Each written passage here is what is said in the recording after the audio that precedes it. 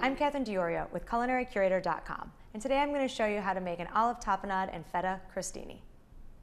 Okay, we're going to get started on the tapenade first. First, I have some Kalamata olives, and I'm going to add them to the food processor. Then I'm going to add some fresh thyme as well. Kalamata olives are great. They have that nice salty brininess to them, and they're a little sweet. Okay.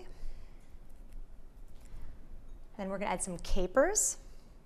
A little bit of that tanginess you get from them. And then a nice big clove of garlic. And you can just throw it in whole, just want to peel off the husk and then trim off that little edge. And you can toss that right in there. And then we're going to add a little bit of salt. Not much, because there's going to be a lot of salt already from the capers and from the Kalamata olives. And then just a little bit of pepper. And then we're going to go ahead and process this up.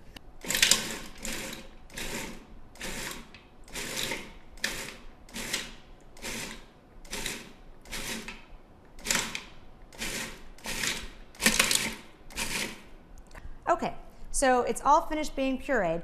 If you want it to be a little bit smoother, you can also add a little bit of olive oil as you're processing it. But you can just pulse it a few times, and it's going to give you this nice consistency. If you like it a little chunkier, you can just do it a little bit less. Then you're going to use a piece of crostini bread, which is just a slice of baguette that's been drizzled with a little bit of olive oil and then put in the oven for 400 for about 10 minutes or so, till it's nice and golden brown. This is going to serve as the base of your crostini. Then we're just going to add a little bit of the olive tapenade, or actually kind of a nice little healthy serving of it on top. Spread it around. This is perfect. It's nice Kalamata olives, which are a beautiful Greek olive, that nice fruity, salty, briny flavor.